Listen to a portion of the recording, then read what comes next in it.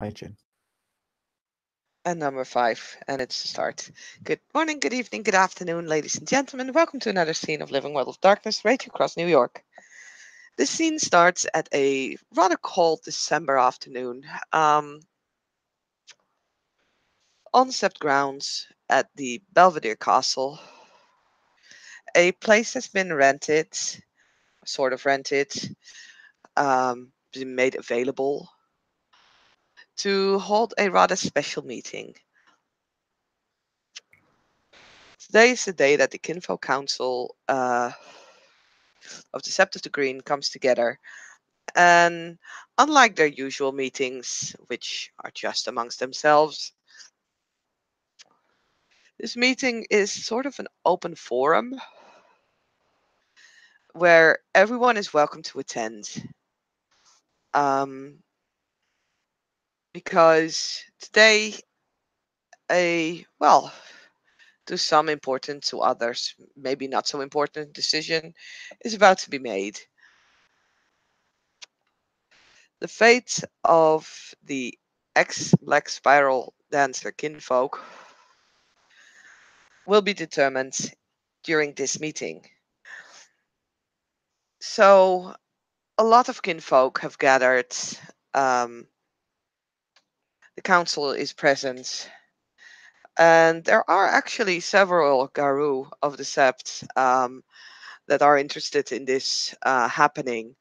Uh, and not the least of them is Mother Larissa herself, who is sitting in a corner, seems to be knitting something, although the wool that she uses definitely looks like it's seen better days. It's sort of dirty.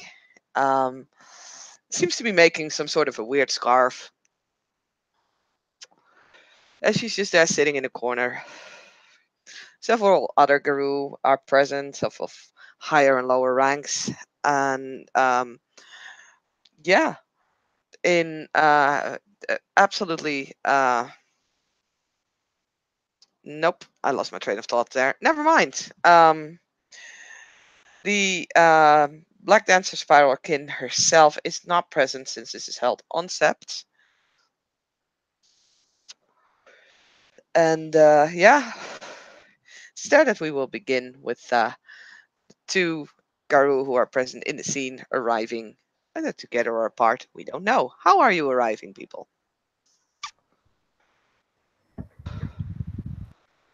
Uh, Jacob's walking. Shock. I know. It's a stunning development, but He can walk. Jacob's. Oh, excuse me. um, Jacob yawns a little bit as he approaches. Um, yeah, having really not had anything to do prior other than mundane everyday tasks. Um, went to check up on Marlene beforehand, and also see his wife as she was already not at this conference.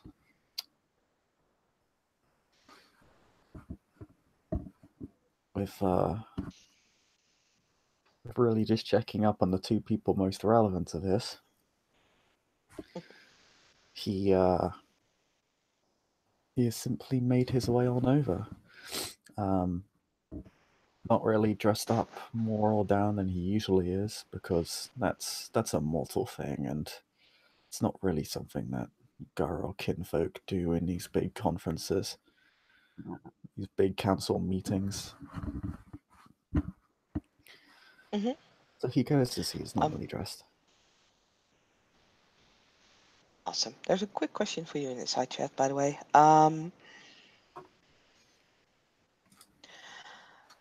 Yeah, his wife is already present, and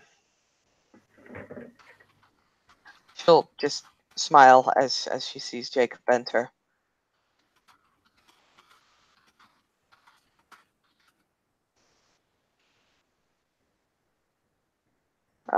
She won't like really stand up to greet him as they're like ready to start. Yeah. Is there any how's this place laid out? Is there like where they're meeting? How's everybody sat? So basically, there is a table, a large table, in the center of the room where the Kinfolk Council is seated. At the head is Mike, who is the head of the Kinfolk Council, and around it are like seats that you can don't have a table that spectators can basically sit on.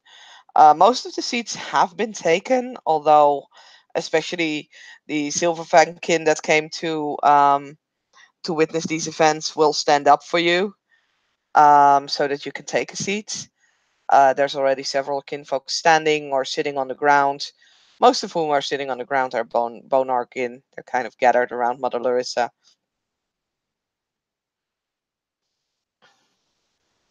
Um, So yeah, you can take a seat as several of the Silver Fankin are like offering one theirs to you, or you can choose to remain standing behind the chairs. um, Jacob, Jacob allows for them to keep their seats like they got there first. It's not really a big concern for him, to be honest. He'll elect to stand if there is a spare seat near his kin, and he'll take it. If not, then he'll just stand.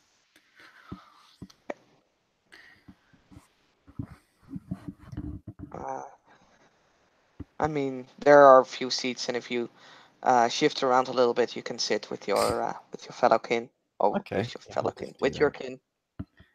Hmm.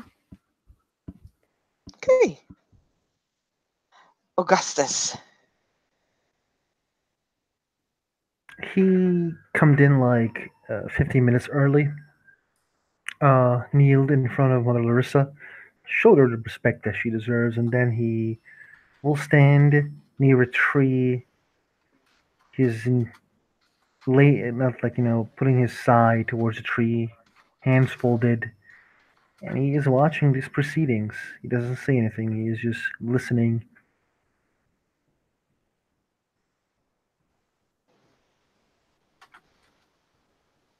Is I don't think Inbel there, there are Kinfo? seats. Yeah. Okay, then he is just near a Wardrobe. wall. Like it's cold.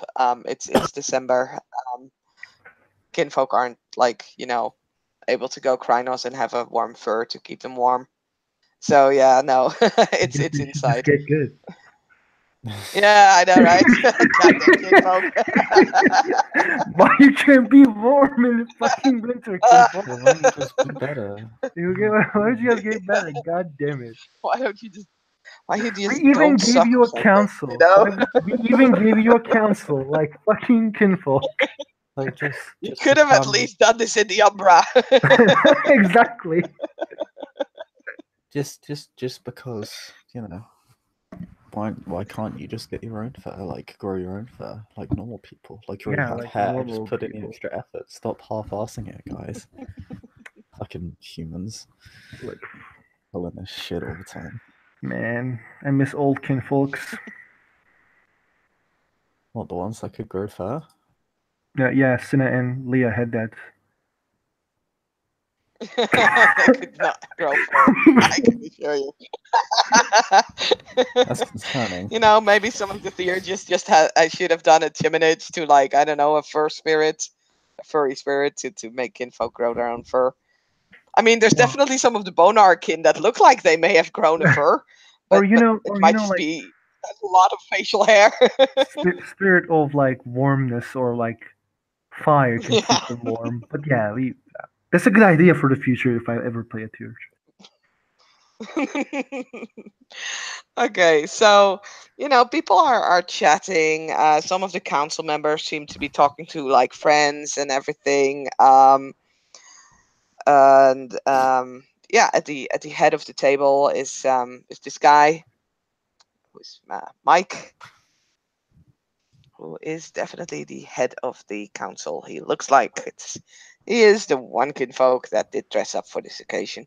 Or maybe he's just always going like this. You don't really know. Never seen him without a suit. Um,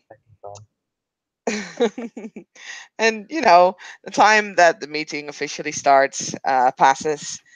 No one's really, doing anything. It's just chatting along. He's definitely one of the kinfolk who got good. Yeah. Uh, good script. And Mike is just one of the few who's not like chatting. Who seems to check his watch, give everybody like 5 minutes, and then will just very slowly straighten his jacket, get up, straighten his jacket again, and scratches his throat like. And yeah, it's slowly but surely, all the kin are like, oh, some need to be tapped on the shoulder, but to pay attention to this meeting, especially the Bonars. They seem to be one of the last who are actually realizing that, oh, this is happening now. They actually also bought like their own drinks and food along. But yeah, the council is sitting up straight, and the room just falls silent as Mike speaks up. Well, we are here today, all of you. Welcome, uh, council members, Mother Larissa. She kind of, taps his forehead to her, just with two fingers, as sort of a greeting. Um, Fellow kinfolk and other interested people. So, we are here to discuss what the fate will be of a certain, as he goes through his notes, Marlene.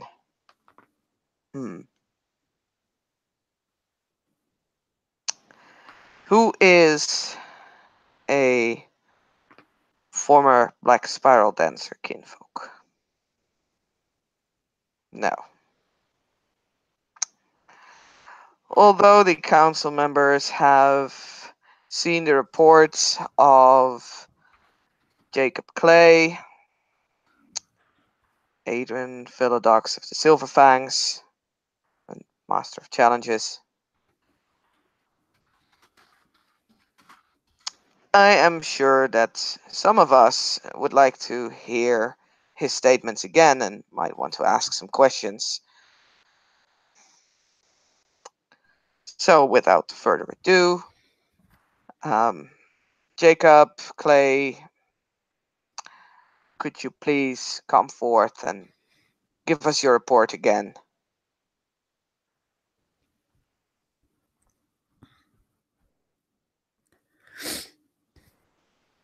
Jacob will rise and is there any place where he can go that like is like the equivalent of center stage or the proverbial witness stand? Well, this is not a courtroom, so there's no actual, like, there are two options basically. You can either take a seat next to Mike, there's an empty chair there, or you could basically go to the front of the table where there's a little bit more room where you can stand and just sort of walk around if you want to.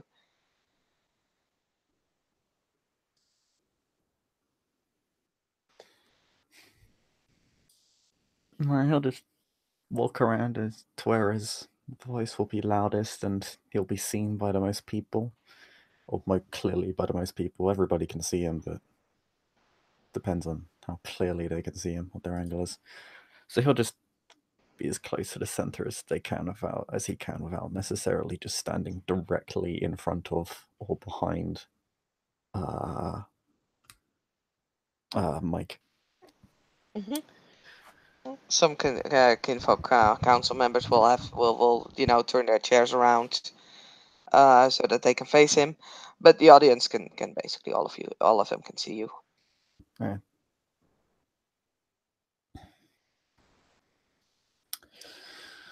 Okay, well, I don't have my written statement with me, so I'll just go off of memory. I'll start from the beginning, because this is going to need a bit of context. Before I even met these two former Spiral Ken, I had heard reports of missing persons cases propping up in Washington Heights.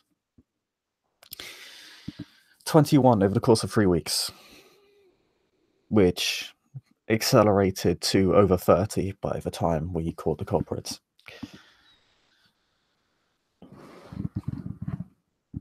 Upon further investigation, we found that 2 of our kin had been kidnapped, and the Highbridge Park in Washington Heights was being tainted somehow. When we went to investigate Highbridge Park, we found multiple homeless and rough sleepers near the fountain, which was the source of the corruption. So myself, my packmate Garm, and Collier went to disperse them, only to discover that one of them was a kinfolk that we were unfamiliar with and tainted. We ended up chasing him down. I ended up tackling him to the ground, at which point one of his friends was shot in the head by one of the spirals who'd been hiding from us this whole time. After a short skirmish, we ended up taking him back to a secured, undisclosed location.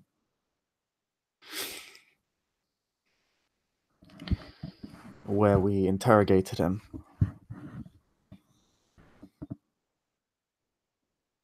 I learned that his name was Hank, and that he was the brother of the alpha of the pack, the Spiral Pack, that was tainting the fountain and kidnapping these people.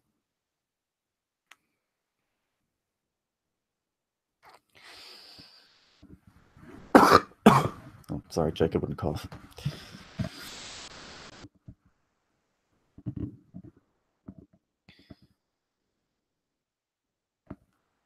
Through interrogation, he ended up cooperating with us fully.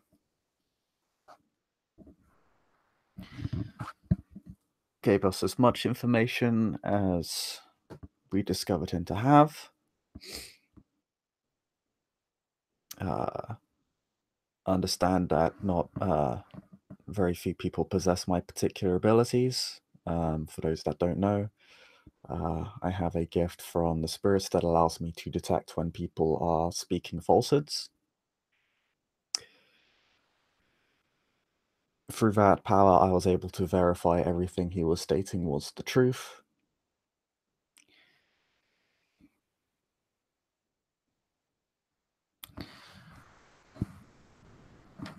It was only at the very start of the interrogation that he lied, largely in a panic.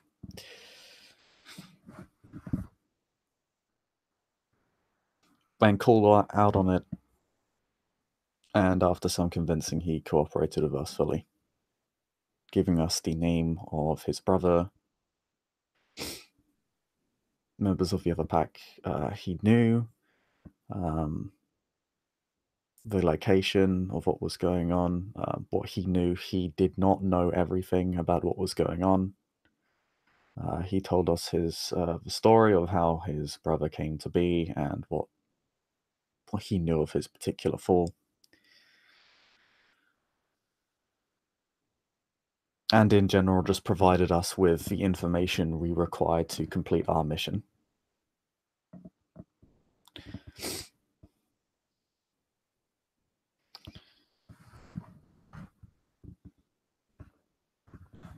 When we went to one of these locations, it was an abandoned apartment complex not far from Washington Heights.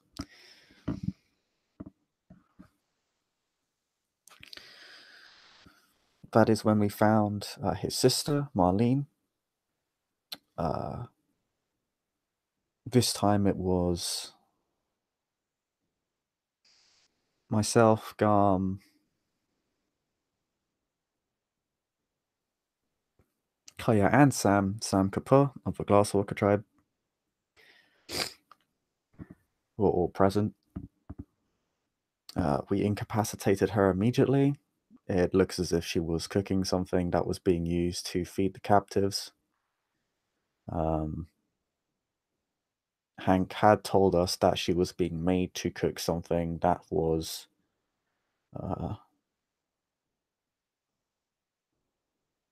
to his knowledge, I quote, wrong.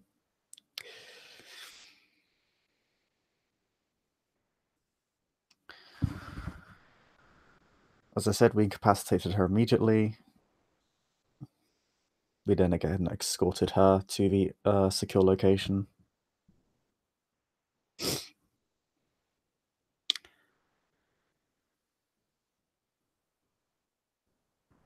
And found the hideout of where the hostages were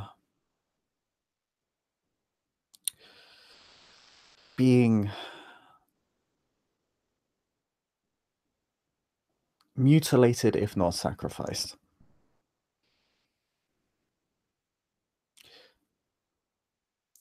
Some combination of both.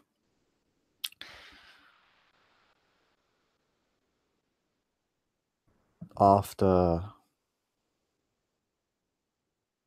dealing with the threat there and halting the tainting of the fountain any further, this included the death of Hank's brother and, as such, Marlene's sister, and the one who shot Hank's friend.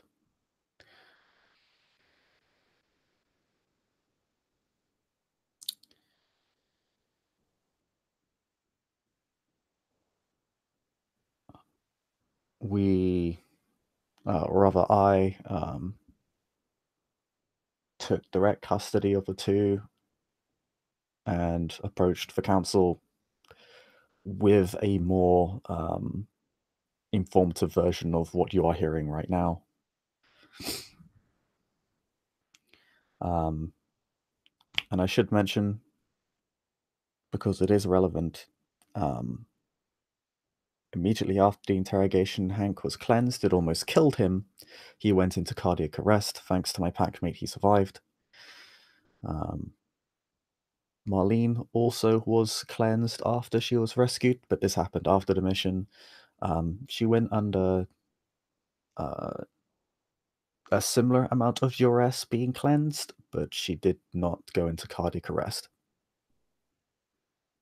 She suffered less than her brother did.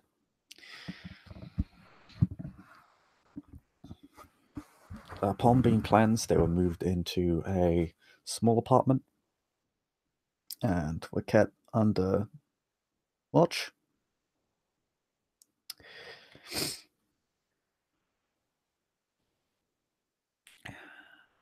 About a week or so after they were housed within that building,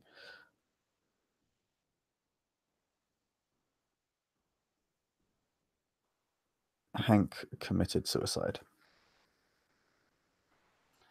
through hanging.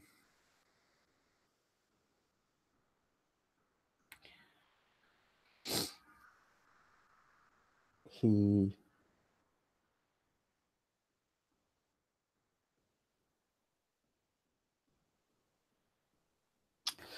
I could just stop for a moment.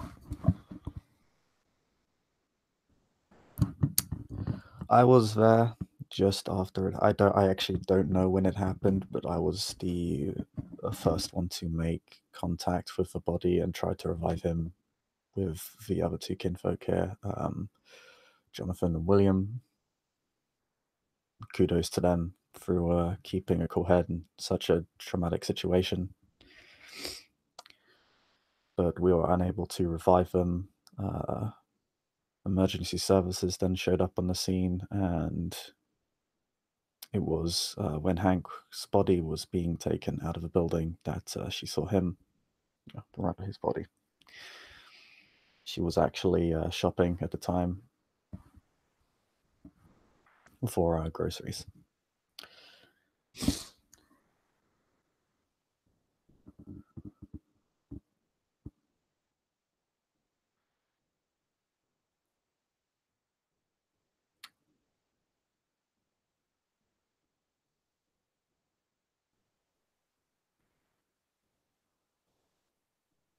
After that, I'd simply helped settle down Marlene, and through conversation, I ended up learning that there was actually an additional pack mate to this pack that her brother was a part of. So I've had her moved since then to try and keep her safe.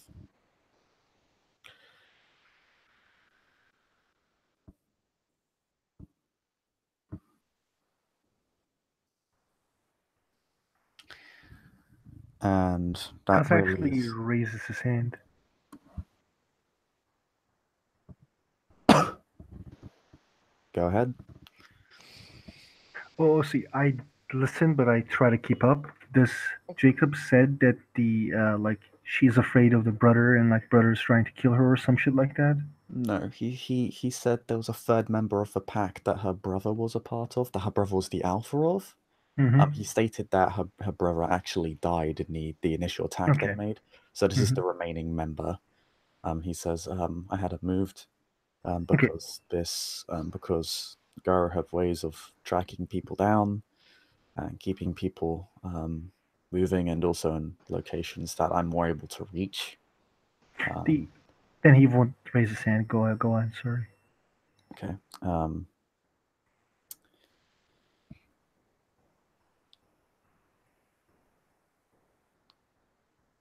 It wasn't actually something that was not a decision I made by myself. That was actually at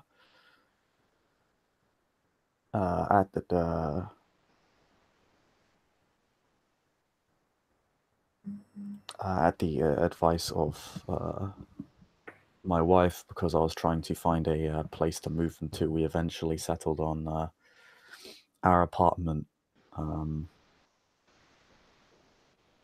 for a multitude of reasons. The most pragmatic one being that I'm there a lot more and it's more secure.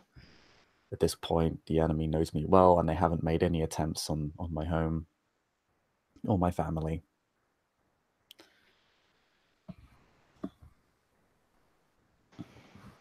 Philippa would just nod.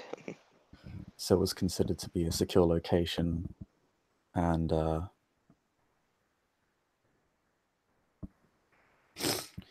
way for us to get to know Marlene better, and again to help us come to a conclusion at this here council, because one of these council members will be getting first-hand experience of this person on a regular basis.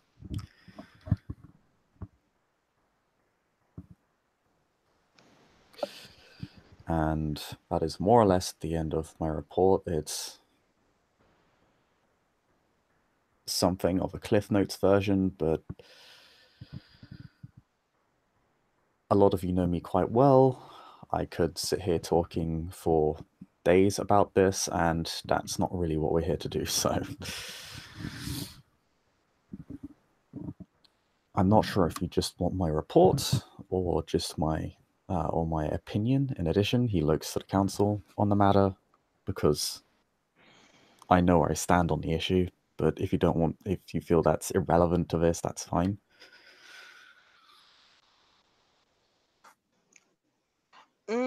Mike will think for a moment and then kind of raise his hand, like, okay, you've experienced this person, this woman firsthand, so feel free.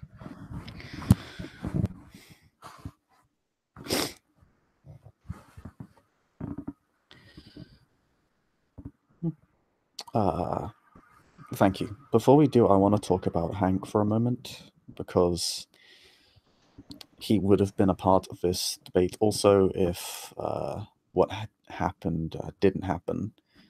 And I feel like I feel as if it's relevant to this debate as well.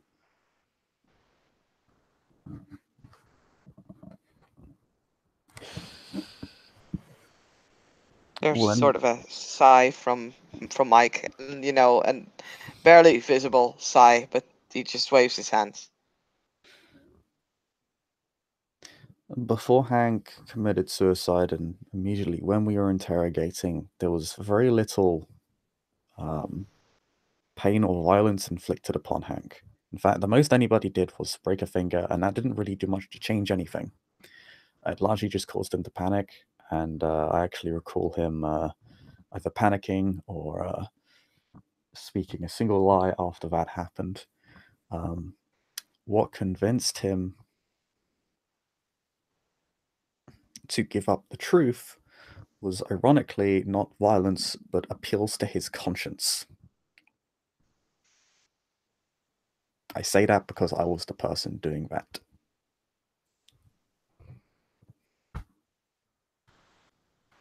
You I can hear did not. some Bonar in the background kind of whispering. So, what? You want some medal for that? And there's a I'm little not bit of snickering. suggesting, I'm just giving context, because obviously when I say interrogation, a lot of people are going to think we hit the guy really hard and probably got creative in how we inflicted violence upon him, i.e. tortured him. There was very little of that.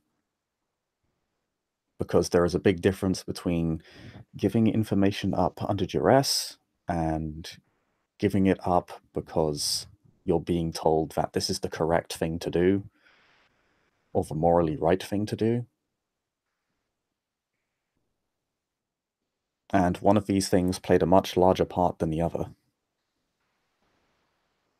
Like, as the guy there at the site of interrogation.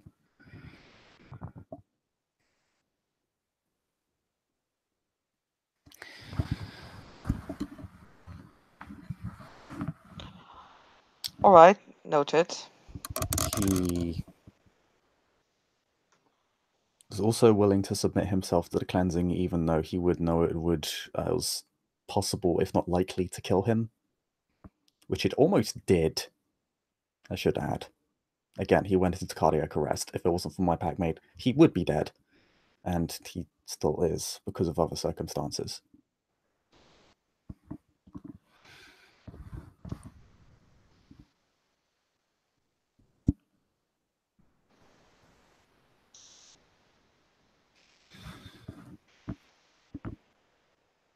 The only thing he wanted was his sister to be retrieved as well. That's all he wanted. I agreed, because from what I was told by him, he and his sister were largely dragged along by his brother. Hank followed largely out of loyalty to the concept of family. At the time, of course, he ultimately betrayed that by giving us information, because ultimately he was forced to admit that his brother was doing was monstrous in every capacity. We all know that.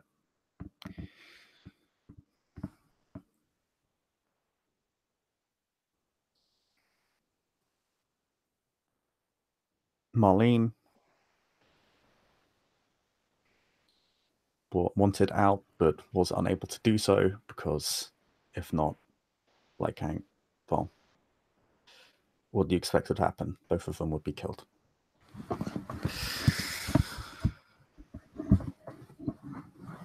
She was a more stereotypical victim of abuse that I come across.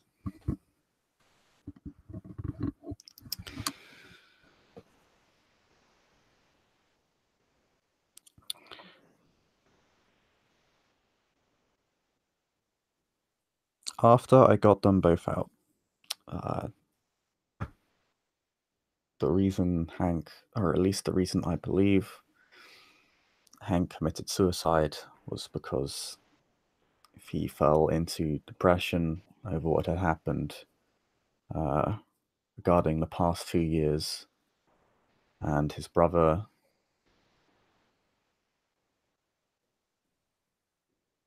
he wasn't able to reconcile the consequences of his actions with the loss of his brother.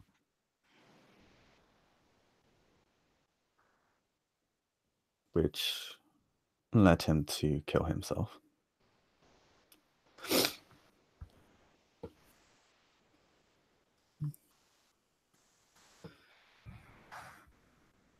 Despite that,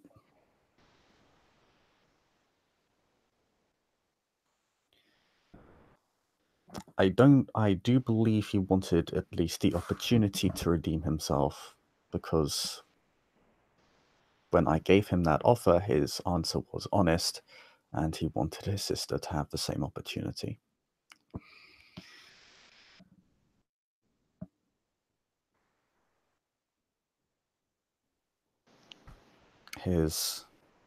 Now Marlene, who we're actually debating over,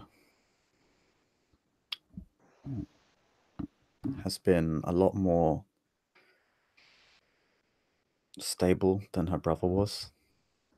She's been completely compliant with us, has not committed any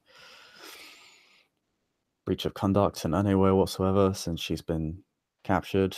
There's been a measure of trust. She could have tried to flee us when she went shopping to get groceries. Of course, we all have means of tracking her down that makes this fairly trivial. She did not. She did not even make the attempt. And she had numerous opportunities to do so.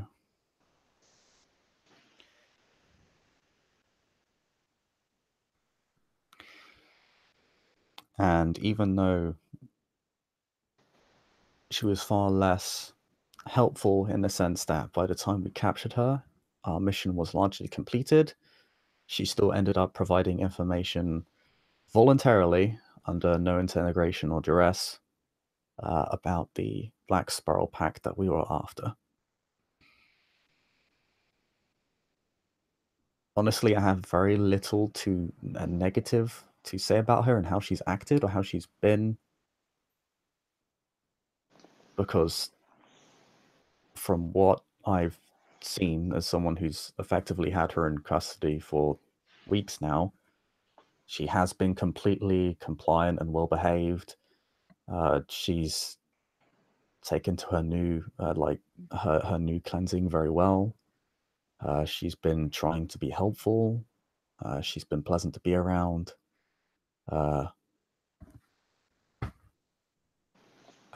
I can't really say anything other than say she's been good. I don't really have any criticisms. She's been pushing through any prior addictions. She hasn't made any moves or said anything or done anything that would suggest she would go back to the spirals.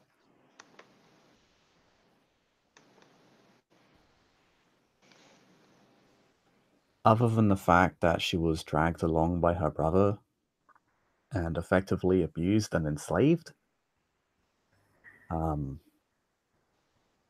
there's very little evidence to suggest that she would go back to them. She doesn't seem to have the same inner conflict that her brother did. Her brother showed signs. Well, you even say before. that. This woman says she is sitting at the table as the council member of the Black Furies. You say that. A woman so compliant? Something's up with that. Have you even checked her groceries? Do you even know what store she goes to? What people she sees there? Who says she's not still working for them? Or for this one Garou that is apparently still alive of that pack? Who says she isn't planning revenge on you? Well, we have been checking her groceries, actually, to be fair. So, they are clean, I can tell you that much. Even in between shops? Going from one supermarket to another one? You don't know what she's doing when she's out there.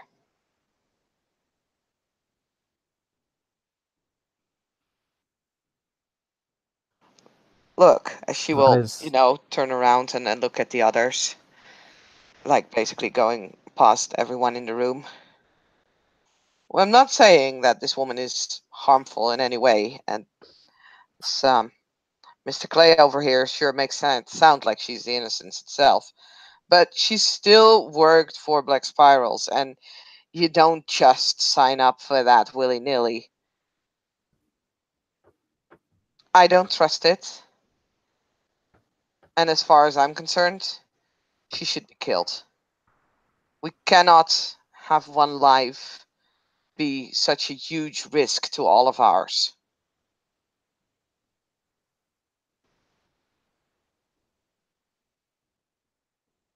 There's a little bit of mumbling. Can clearly hear that that's the room, and with that, everyone in it, not just the council, but all spectators. Well, sort of like, there's not like a clear for or against. There's a lot of mumbling going on with this statement. Okay. If I may make a separate argument then. Less ethical, more pragmatic.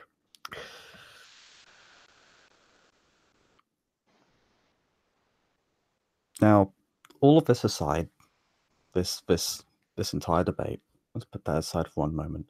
I can say right now, full confidence, that I secure cooperation from 2 former Black Sparrowkin, and they are former because they were born Glasswalkerkin, and the worm taint that made them Black Sparrowkin was removed. That aside, again, not a part of this. Let me finish. What do you think the chances of any of us securing cooperation from any kin or disaffected figures with the Spirals, or affiliated with them, not with them? Again, if we just kill them. We will never get opportunities like this. We were able to save lives. One moment, I see. Yes.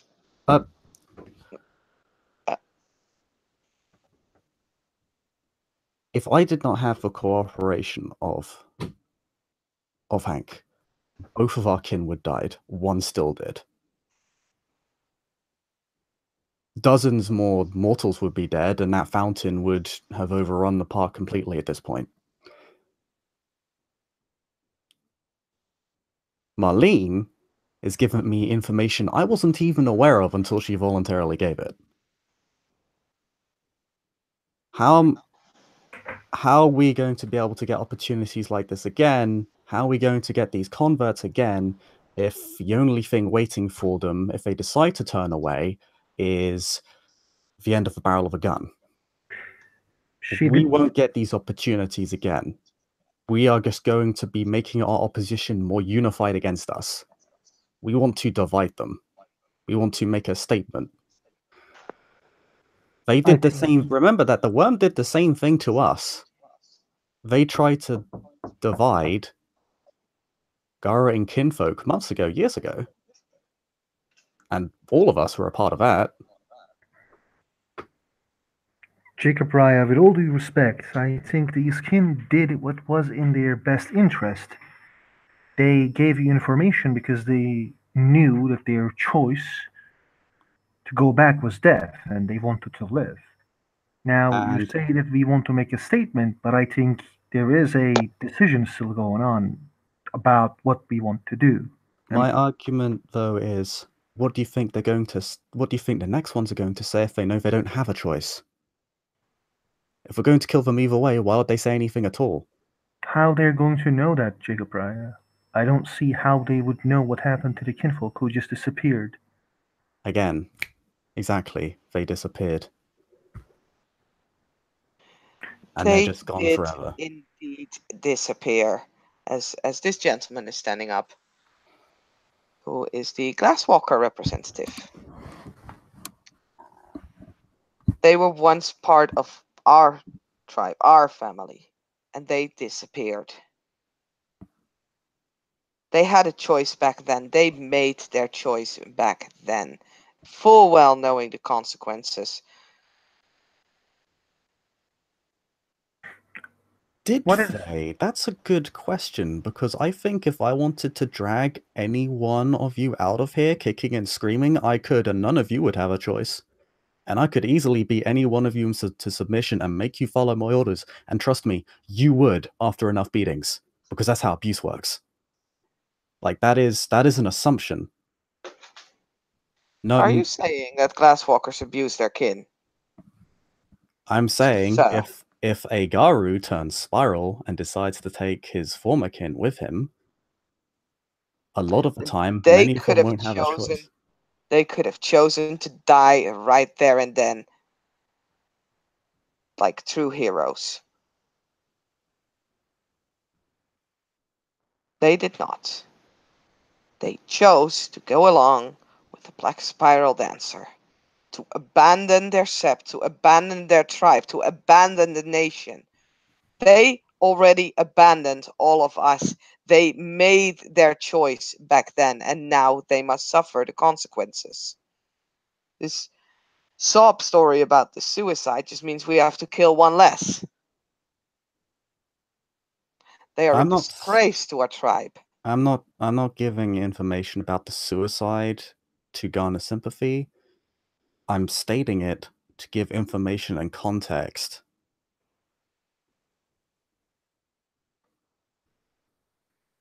Like just to clear the air on that. Doesn't matter why you gave that information. The point still stands. They should not be allowed to live. You should have never allowed them to live. If not, I wouldn't have had the information to save one of our very own kinfolk. honored elder? The innocents die so Gaia may live. The I don't mean to kill these individuals, but I think for safety of the sept and everyone who's living in it, the pragmatic choice seems to be the one that end with less threats. These people may chosen the side as it benefits them right now. What says that they won't turn back when it doesn't benefit them? Well, here's my argument for that. How does joining the Spirals again benefit them? One of them had gone from a humble but a workable life, both of them. One of them to being what was effectively a crack cook, and another a rough sleeper. They didn't gain anything. That's why I'm more. That's why I mean, and that's again. That's I don't believe they did gain anything from this. Their brother, a spiral, probably did, but they didn't. They, if anything, lost. They lost their livelihoods. They lost their friends. They earned the enmity of the people they once called their family. They were in an abusive relationship. They didn't gain They anything. earned a couple of years longer. To live. Is it Exactly. is it being suggested that they would have died 2 years ago if they didn't join the No, spirals?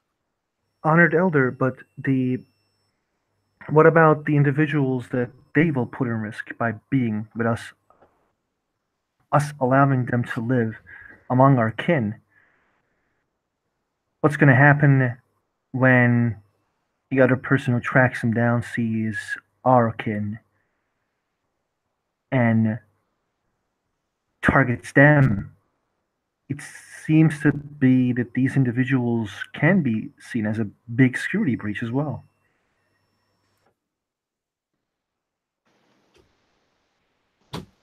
They could be seen to be that way, but I wouldn't necessarily assume that they are. I don't expect the process to be slow. I don't even expect them to walk on Sept for, at best, years, if ever. I'm not suggesting that here at all. If the council and all present would allow me to speak, as Jacob's wife gets up.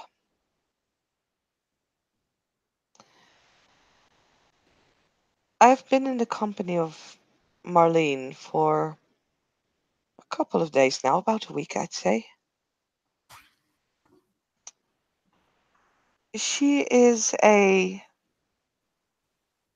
simple woman who seemed to enjoy helping people. She's been taking up several chores within the house, even without me asking. She is a formidable cook and altogether quite a pleasant person.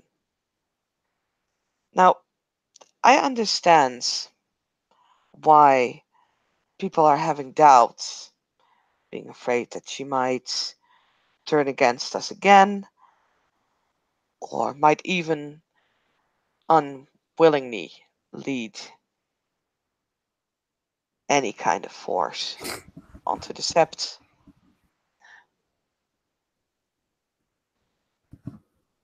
She's not been on sept. She's been kept away for our safety, and perhaps as she is eyeing the Glasswalker representative, also for her own.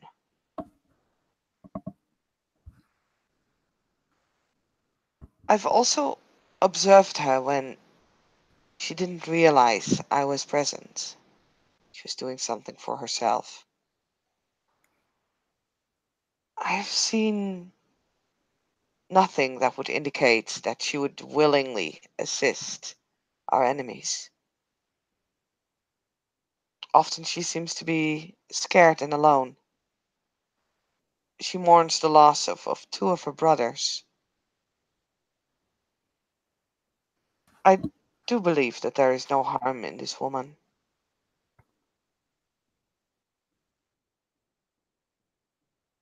And I think I am hopeful that this could lead to more saving in the future and less killing. We all know that our people are slowly getting less and less influence in the world. There are less Garu being born now as there were born many years ago. Kin aren't as numerous. Many are lost, one way or another, be it to the worm or be it to ignorance. I think that cases such as Marlene will give us hope for the future, that we may grow again, that we can salvage which was lost. We want to heal the world. The nation wants to heal the world. Is that not something worth fighting for? Is that not a risk that we should be willing to take? I am I really appreciate your empathy and your idealism, but I do not wish to take a risk to harm to my kin. I am sure many others would agree with me, those who suffered many deaths from the hands of black spiral dancers. The death comes from all sides, This is the front lines. We should not risk. I think that is exactly what we should do. Besides, your kin, at this point, Sir Bracken, aren't at risk. She's not coming to the Sept. And I seriously do believe, that if we decide to not kill her, to allow her to live, that we will still need to come up with a plan. I agree that for now, until we know that each spiral that knew her is gone, that she should not be around Sept. But perhaps in a few years she can be, and she might be a very worthy asset. We need to work with her instead of choosing the easy way out.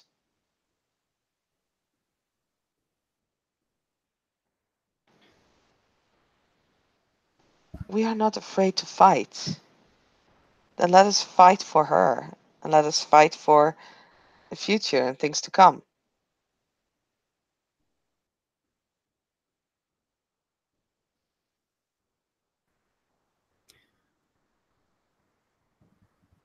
Mistress Clay, I do fight for future. I do hope the future will be better for Gaia, but sometimes harsh decisions needs to be made. I understand mercy is virtue, but how many innocents will be risked, like yourself or others, or those around you? I think showing mercy is one of the hardest decisions to make. I agree. I'm glad that we could come to an agreement on this. No, we still disagree on how this should continue, but I bear no ill to this woman. I don't know her, I didn't see her. I have heard that was she ran to become a black spiral dancer. Pardon, she ran. Let me clear my words. She forced to ran. Wave at someone who fall. We don't know what she did when she was kin. We don't know if she killed. We don't know if she manipulated anybody. We just know that she is right now doing what's necessary for her to survive. And while I find again your idealism admirable, it's what is the choice that will help us more in the future? May I add something very briefly? Uh, the information regarding the third spiral of her brother's pack. I mentioned it was given involuntarily. I mentioned it was. I had no idea that this third pack member existed. There have been a lot of statements made stating that she has been acting in her best interests. Why would she give up the name and information about this third pack mate? If she was plotting against us, wouldn't she keep that to herself? Because she does want to join this nation to not return to her abused life. That's in her best interest, as you said it, honored elder. Okay. And that doesn't mean that she is not a risk. No, but if we were to destroy every risk, a lot more of us would be dead. Like we can't act on the premise that everything that is a risk is a threat. Because if that were true, none of us would be standing here right now. That's just a fact. Based on what, Priya? Which fact you state that we would not be here if we eliminated every risk?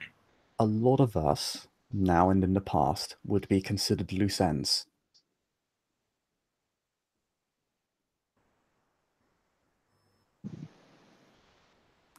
For example,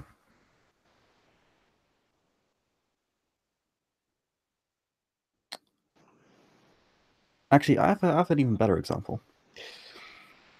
I have been being fed information by numerous Farah across the city. They're absolutely security risks. We killed most of them in the War of Rage, where they were considered to have betrayed us to the worm or outright joined it. We are now working with them. And they have been a significant help in our missions again. But they are all security risks. In fact, a Bastet showed up on Sept, could have killed him no problem. All of us could. He was completely surrounded. And he was a massive security risk. We don't know this Bastet as a person. They are not of our nation. They were involved in a war with us. A much larger one than and much more capable of doing harm than I can tell you Marlene is capable of doing. Not just physically, but with the knowledge they possess.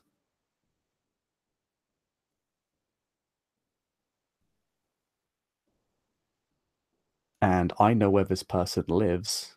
I could go there because they're a loose end.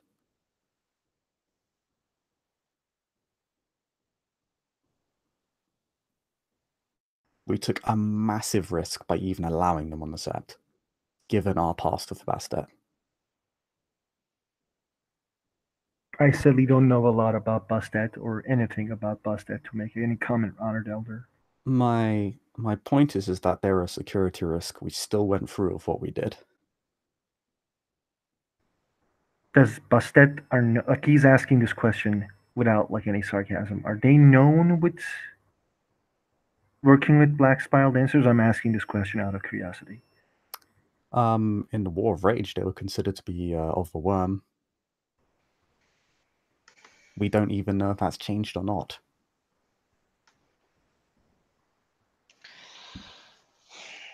This may be true, sir, if I may. An older woman speaks up.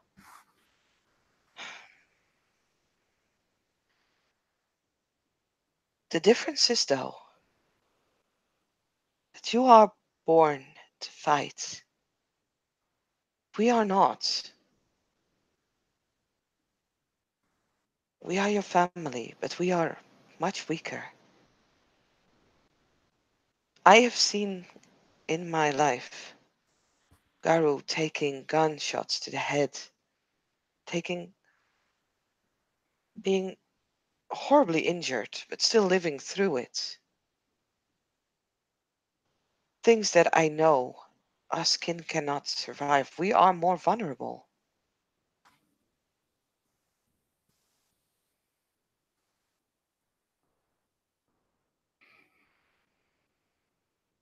I'm aware of that. That is actually when Philippa initially came to me.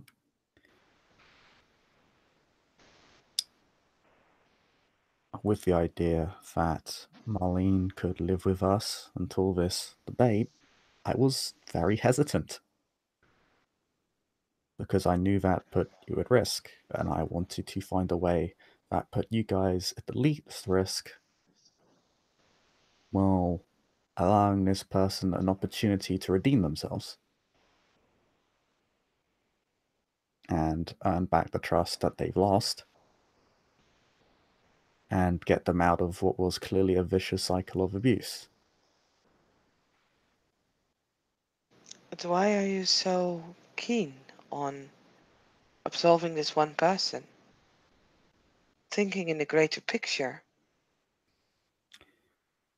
it does not make much sense.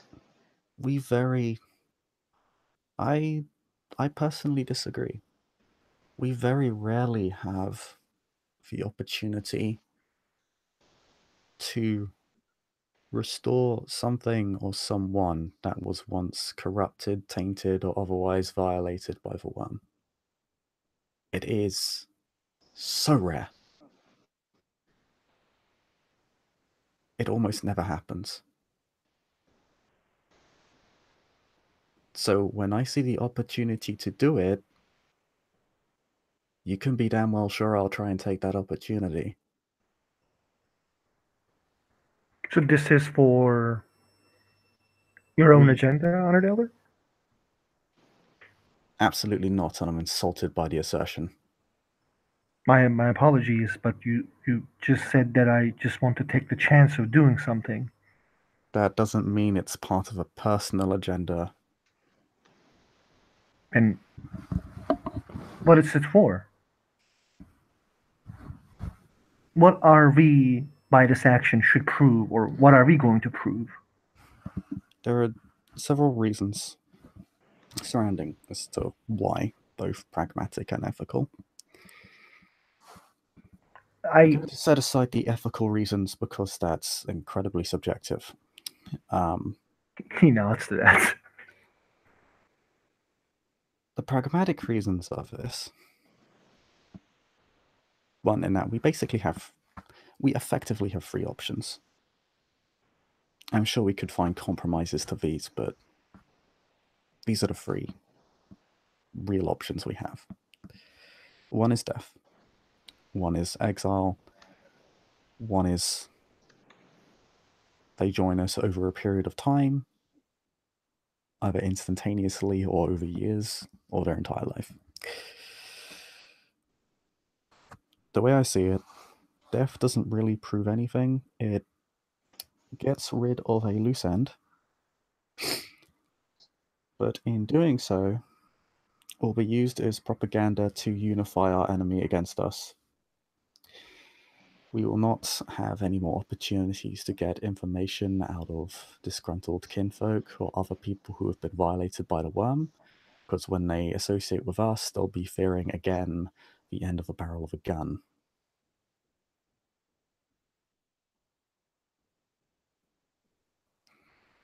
Yes, we do secure ourselves in the short term, but in the long term, we are creating more barriers to convert others to our cause, or putting up barriers to opportunities to create divisions and weakness in our enemy. Because again, the worm did the same thing to us just a year ago. Well, a year and a half ago at this point. We can absolutely do the same thing to them. I completely agree that we can create diversions by telling them that those who came here were alive and somewhere else. Well, which would not risk anybody in the sept to most get focused by the enemies on it. most of us are visible in the physical world in some way.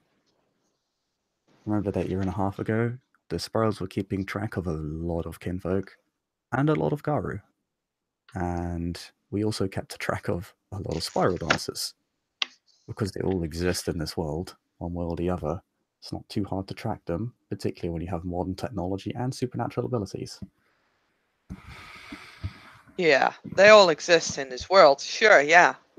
But fucking hell, that bitch. She helped murder my nephew. I don't care. I don't care what sob story, I don't care what good things she's tried to do. I want revenge. Because one of my family got murdered. And she was part of that. She did that. She helped with that. I don't care whether she was forced or not. I am upset. I want her dead. Which the Bonar kinfolk representative says as he kind of slams a cheap can of beer on the table.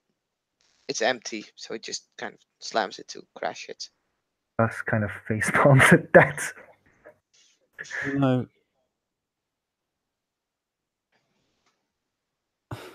I have killed so many people not even associated with the worm because they were loose ends or because circumstances forced it. How many of them do you think are saying the same thing about me?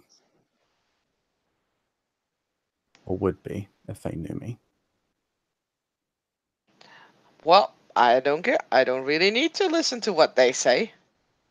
That are different situations.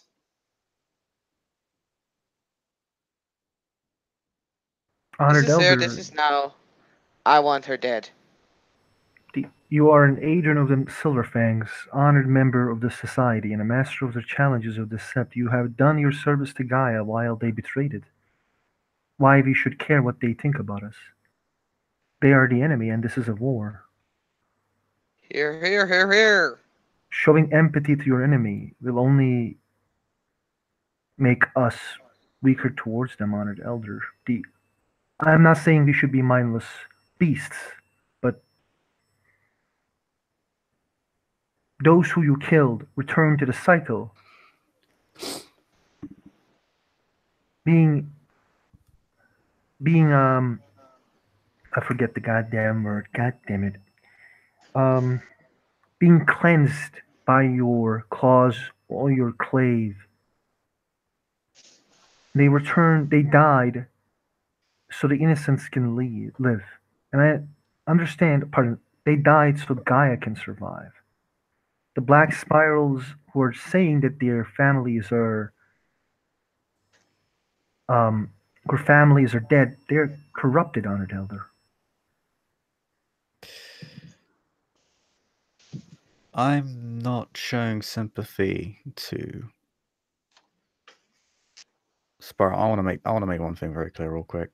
I'm I not showing sympathy to corrupted Spiral families. These people, as you said, have been cleansed, so that is off the table. mhm. But as you said, this is a war.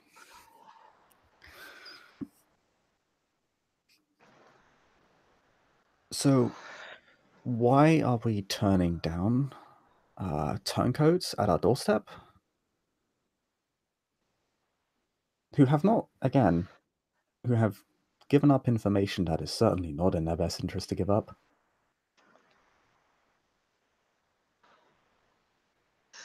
It doesn't make pragmatic sense. This is in the most. If you don't want empathy, I mean, let's put that aside. Again, purely pragmatic. This person is a potentially very dangerous weapon and propaganda tool. They're an opportunity. Let's use the opportunity. If we Mr. are Clay, to, yes, the I think the one council member that hasn't spoken. Oh no, one of the few who hasn't spoken steps up. She's the Silent Strider representative. I am interested if we allow to let her live.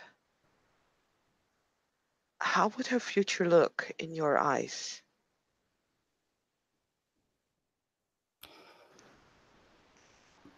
in what way do you mean? I'm not sure I understand the question. Well, the way I see it, and as your wife just pointed out, forgive me, but she won't really be trusted here, and I don't think she'll really be trusted elsewhere. How do you expect this to continue if she stays alive? Will she just be locked up in an apartment for the rest of her life, or will she be brought to the sept and have to face people who potentially hate her, or will you bring her to another sept? What are your plans?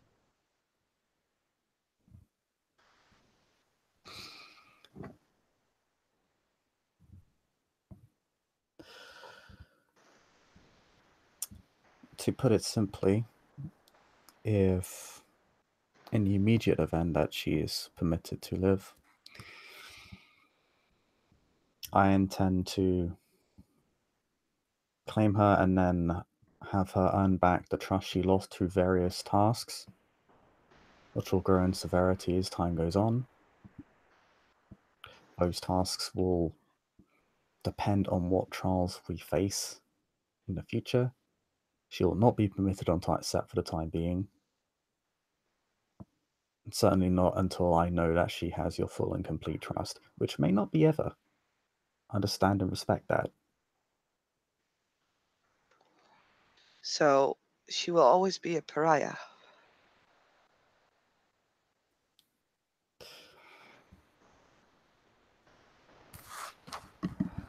Her choice is either death, to go back to a world of, well, abuse, if the spirals even permit it. They'll just kill her. Let's be honest with ourselves. Or she can be a pariah.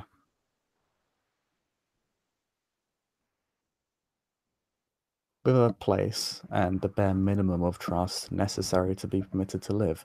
It's not a pleasant situation for anybody, but I know which one I choose. I know which one I think is best, and I know which one has the opportunity to maybe turn into something positive, rather than just bloody. Something that might actually help us in the long term, rather than just yet another body added to the death count, which lies in the billions. Or we can use her. I mean, that's what I'm saying. But not as in the way that she will help us. Maybe we can tell her that she needs to that she needs to meet with the spirals that we will just she can lead us to the other spirals that we are hunting. The you can say that the this is a weird plan that I just come out of nowhere. I apologize for that, and I extremely apologize everyone for my voice. That's okay. You can tell her that she will be killed, and she will just run away to her family probably, She doesn't or have one anymore. then I thought that maybe she would run back and we can track those people down and then ambush them. That's the other point I'm trying to make. She has nothing to go back to the spirals. The only reason Hank even went with his brother in the first place was because of the concept of family. Something which is obviously a twisted perversion of what is a nation ideal, such as the nature of a worm. Again, we all understand this, but with the brother gone, the other packmate dead, the pissed off Iron, obviously knowing that their capture renders them responsible for that, because when the spirals aren't stupid, they can put 2 and 2 together and get 4. What has the spirals got to offer? The most they had to offer initially was family. Now there is nothing. True. They certainly didn't offer riches before, because they ended up living in an abandoned apartment or as rough sleepers. There's nothing there. That's what I mean. Why would Marlene go back? That the spirals have nothing to offer. The I believe your words regarding that she wouldn't run back to maybe tell us about us. I just still think that others may track her down. But Oh, we were that's getting my on main topic. concern. It's why I was reticent for her to live with Philippa and myself. But the point was made that Wormish forces almost certainly know where I live at this point, given that I'm a very public and almost famous figure, particularly within a certain community.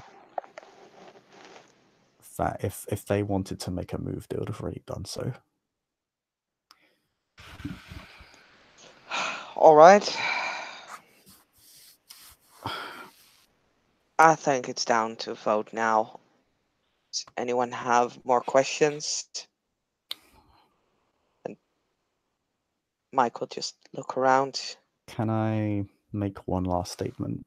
Because there is an inconsistency I'd like to point out.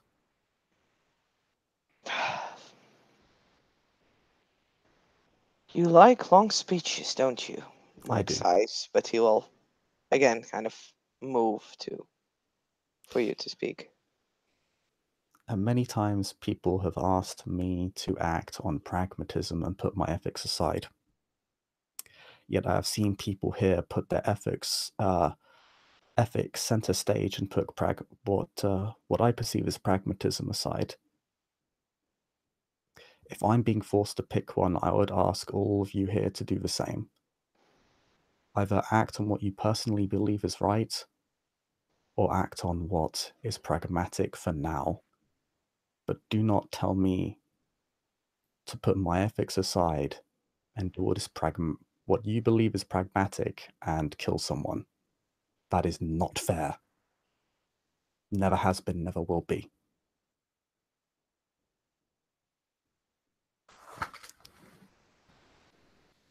If you want to do what you believe is right, do what you believe is right. If you want to do what is pragmatic, do what you believe is pragmatic. But don't fool yourselves into believing that you can do both. And don't tell me that I am deluded and that that's not fair on me. That's not treating me with respect that I earned.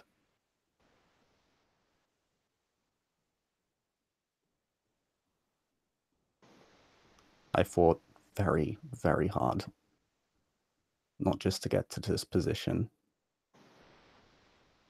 but to ensure that everyone here has a voice, even if it ends up going against what I personally believe in. All I ask is that it is used fairly.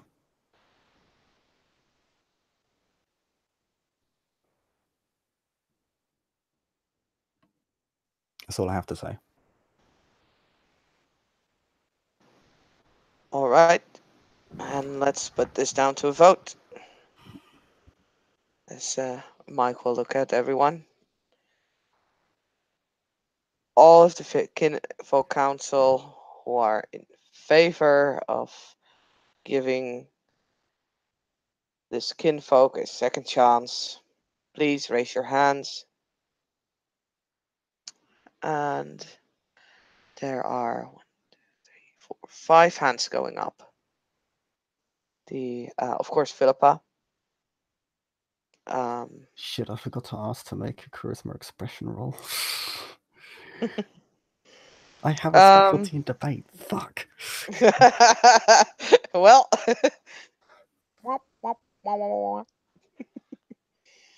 you know what? You can make it anyway, and Ramush, if you want to make it to sway people one way or another, you can make it as well. Let me check my status because my particular position gives me social perks. Where is it?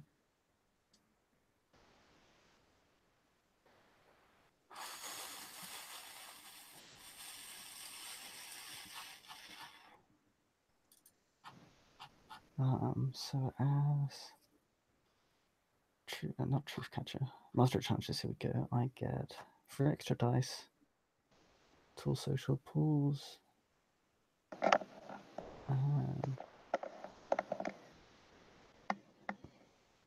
Okay.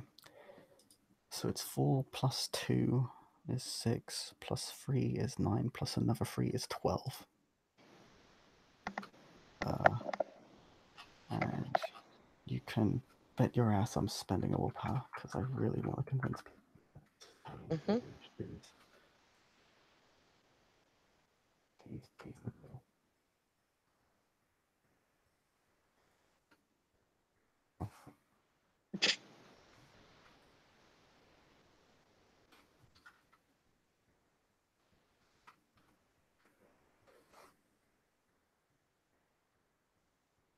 Get 10 successes. Okay. And Moosh, do you still want to make a roll as well? Yes, I got 6 dice because I have a weird voice. I will spend a willpower as well. What persuasive would persuasive would count? Yeah. What are you trying to do, basically? I was defending her death for a while, so that's what he did.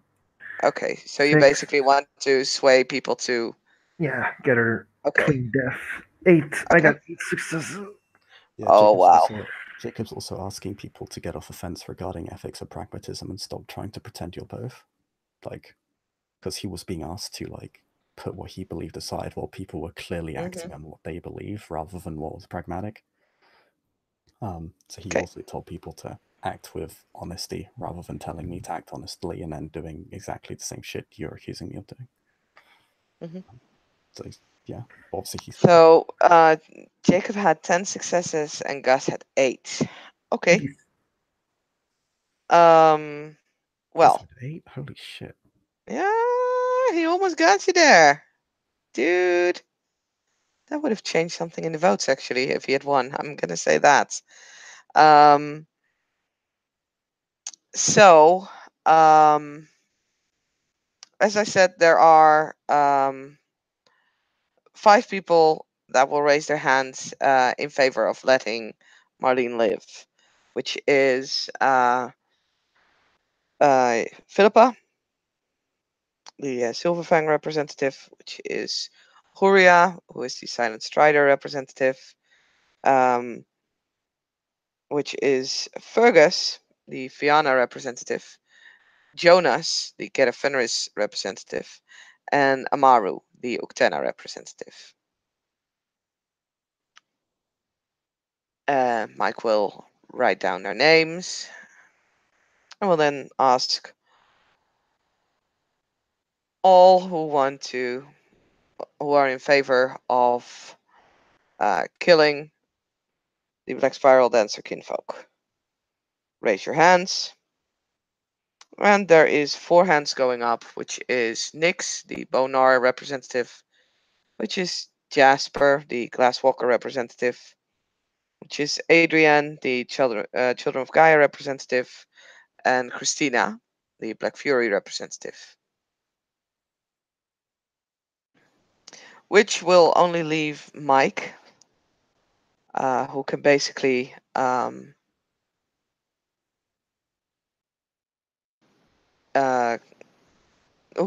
make it a draw, which would be problematic, which is something that he will definitely also notice. Also,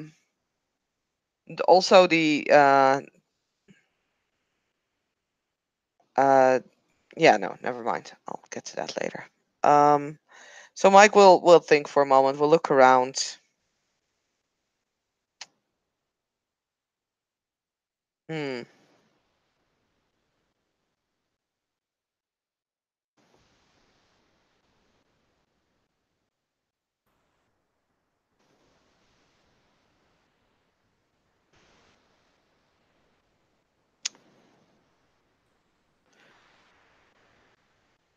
In all honesty, it would be easier if we would just kill her. Save a lot of trouble. Save a lot of risk.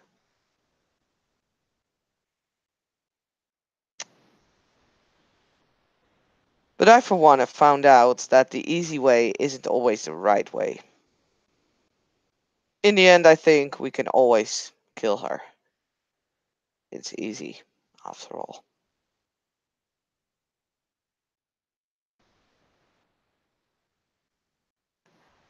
I want to see a good plan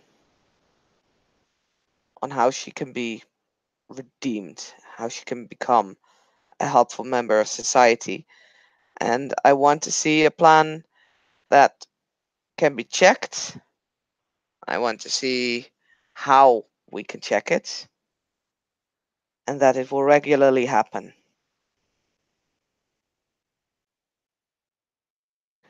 I will vote to let her live for now, but under very strict supervision. I want weekly updates.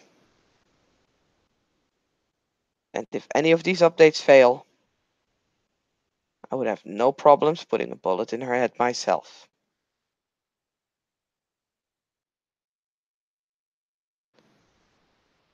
Jacob Clay, you said you would claim her as your kinfolk. I did. Anything goes wrong on your head, it will be.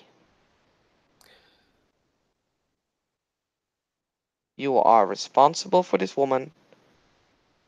Every action that she makes, every step she takes, every word she utters. Do I make myself clear on this?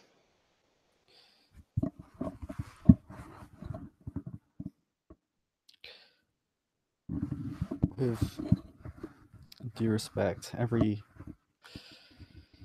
moment it's been since we've retrieved her, I've considered her actions my responsibility. Every moment she's been in my custody, I go in knowing this. So yes, I understand.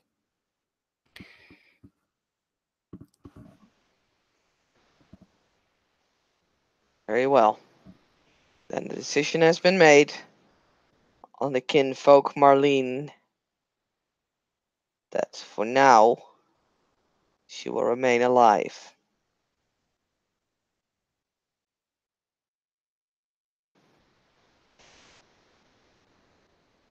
I thank you all for your presence. I thank you for your words, your advice, your counsels, and your opinions. And I wish all of you a pleasant day. And Mike will once more stand up, straighten his jacket, grab his notes, and will march right out of the room.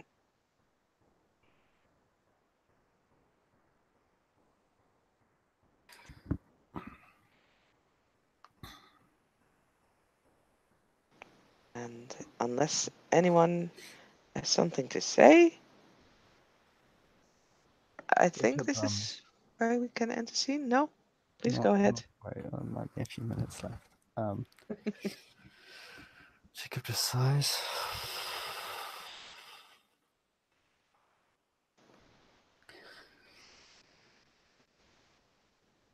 What are people doing? Are they just getting up and leaving?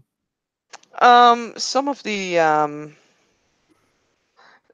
representatives are definitely leaving, especially those who voted against letting Marlene live. A lot of kin and some of the Garu that were present, who were part of that tribe, go after them. There's a lot of rumoring going around, a lot of like silent talking. Like the air is filled with buzzing of voices.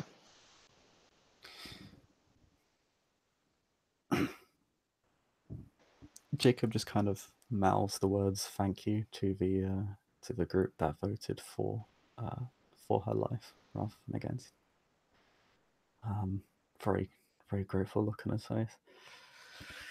He just kind of rubs his hand over his face to regain his composure. He's ever so slightly teary-eyed, but quickly returns to a normal composure.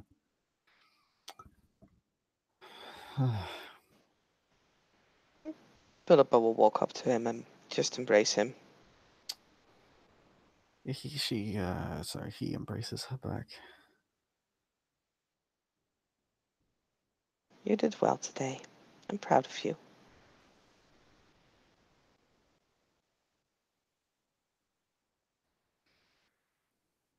Thank you. It's like standing in front of the Supreme fucking Court. Holy shit.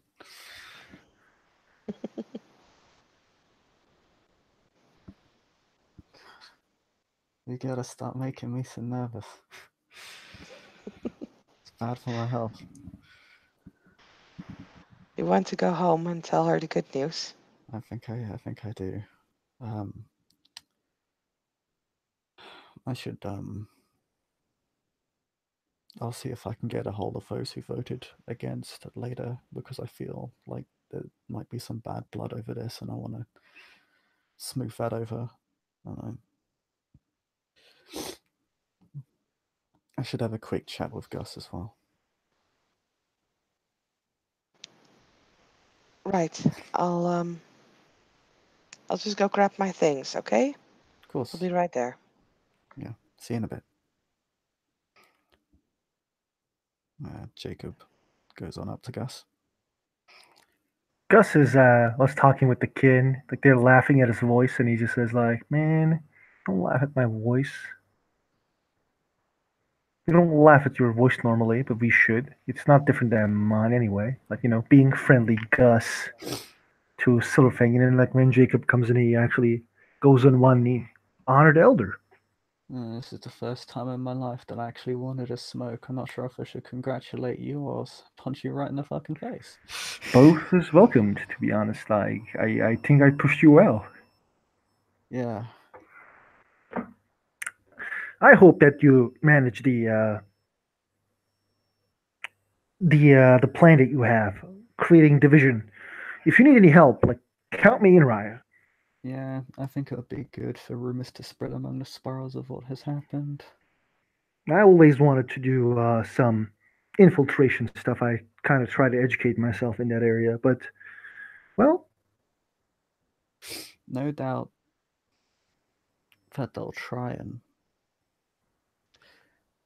prevent that by having someone infiltrate us. Because I already know what their tactics are going to be because they've done it before. But yeah, I mean, I hope what you just said doesn't mean that you're purely doing this to test me. Because oh that would no, be fine. I didn't test anybody. I just I basically try to make sure everybody understands the decision they're making and the bad sides that they can be. Like there was no one who was defending uh like why we shouldn't do this in a nice way that isn't like, yeah, my bro died, so she should die. So I That's thought that maybe someone who can actually present good arguments can be listened as well with a fucking weird voice.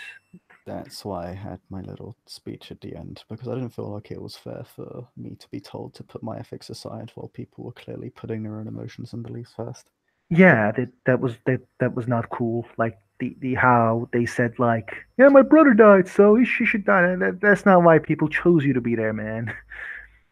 Yeah, regardless of our personal feelings. I mean, I wanted to argue from both standpoints because I believe both standpoints have merit, but if I'm going to be told to have to choose between one, then I think it's only fair that the other side has to do that as well. I wish to bring one criticism though, Raya. Of course. You said that like you earned your respect, and now nobody says that you didn't. And you're an agent of the nation, the tribe that I want to join, that my ancestors were in. And I don't know the Silverfangs doesn't deserve to be talked down the way that the Mike talked you down. He seems to be very brave for a kinfolk, I have to say this. If he says something I genuinely believe is out of line, and he did tread the line a little bit, but he didn't cross it. And that's the He not. difference. Because to understand, he's a judge on a bench at that council, right? That gives him a lot of soft power. And that's He, power that it's his. I can't write over that. If I did, I'd be destroying the very thing I created in the first place. That wouldn't make any sense for me to do. no, I completely It would agree with no. you that she represents the kin. Like she is basically the kin. Like he is the kin. But at the same time, you are the master challenges. You represent the sept, and the sept includes the kin as well. So, like, you are kind of higher than him, and like you kind of like. Don't get me wrong. Um, I think the Kinfolk Council is new, and it seems it's working, but I feel that the you kind of give them you shared your duty with them. Like, how do I say? You, as a Philodox, could have just been like, well, she leaves now. She's mine. Anybody has a problem, go get mine and, eat my clave. And you could have done that, but you She try would to have solve agreed it. to it as well. Yeah, There would have been no issue of consent. She would have agreed. exactly. And like, Mike using this power to even treading that line just didn't well lie well with me. I don't know. Maybe it's me. This the my ancestors just pushing that hatred. pushing that anger towards Shadow Lords in me. Who It's knows? it's a very emotional issue, and it was a very difficult decision for him to make. But I think at the end of the day, I don't think he was trying to disrespect me because Mike and we've talked in the past. Um, I was so with one other person. I was effectively behind the institution he now stands on top of, and in addition, and finally, he ultimately weighed in on my side, which I think if he truly wanted to act out of disrespect, he would have sided with against. Um, he would have gone against me. So I think it may have been at worst a case of maybe improperly chosen words. Personally, I think he was just trying to make it clear that because of this, because it is a big risk. I understand that. I understand why people are reticent and angry and concerned. It, I I went, I came in here knowing that and expecting it. Um, and he was just trying to make that clear. I believe that this is a big risk that I have pushed very hard on. And so it comes down to me to pull through and make it work. True. And because if someone does die, well, ultimately that's on my head, as he said. And I suppose to play devil's advocate, It's also it falls on him because he made this decision and allowed it. they did make the decision. And should anything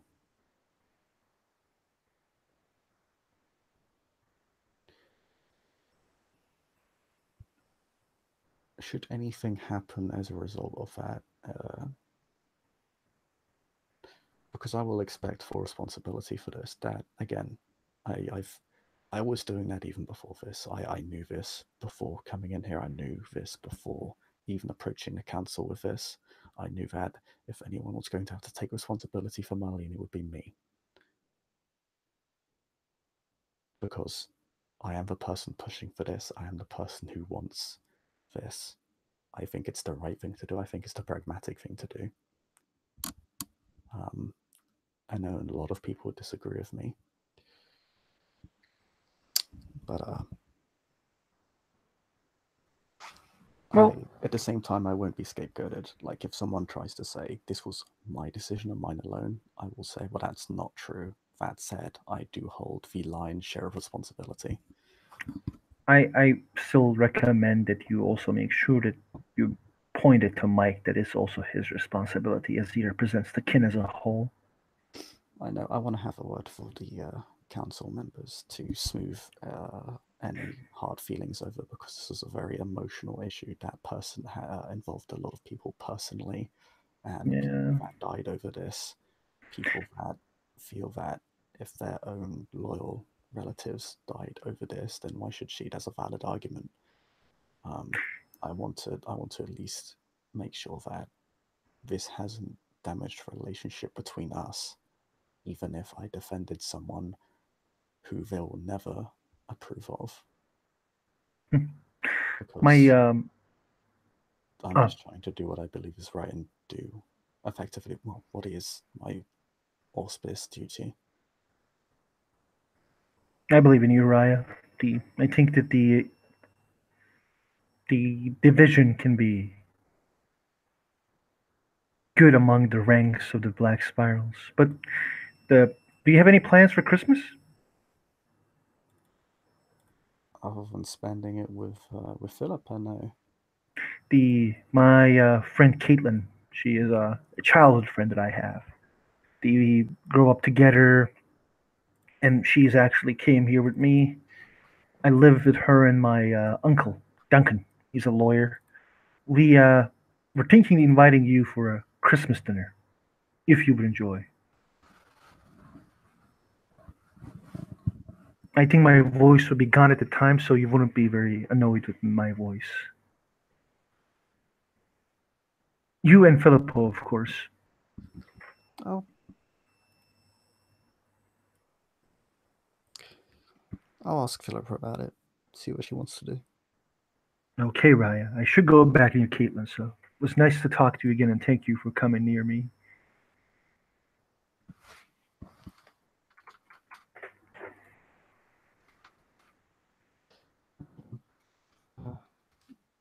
But and I hope this hasn't bad blood between us. That wasn't my intent. No, I Raya, know, no. I apologize if I disrespected you in any way. No, I know that. I was just doing my duty as much as you do. Yeah, I know there was that one instance where there may have been a misunderstanding between what was a personal agenda and what I believed was honestly best for everybody involved, and what was best for me and what was best for what I believed was best for everybody. And yeah, but it's fine. I am sorry for that. I misunderstood. It's again a highly emotional event. It's fine. You have spent time with this woman. It's obviously that you care for her. While the If I were to be selfish about it, my main statement would be, do you honestly believe I'm going to let this person die after going out of my way to rescue them both and spend weeks trying to reintroduce them to the nation and redeem them, all that fucking time and resources? That was what I would say if I was being selfish. true, Because that is about what I have invested and not what can be gained for everybody, not just the nation, but also for Marlene. he extends a hand to Jacob, as like you see like a couple young kin, like they're like making hands to him to come near them, and gestures. Yeah, he'll shake his hand. See you later. See you, dude. As he goes near his, friends, and they're like, "Oh my God, it took you so long."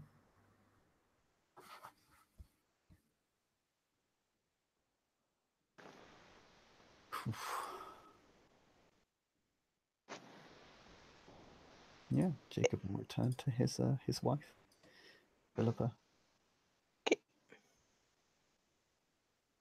And I guess with Philippa and Jacob leaving, we can end this scene. Yes. Okay. Thank you, players, for playing. Thank you, watchers, for watching. This was another scene in Living World of Darkness, Rage Across New York.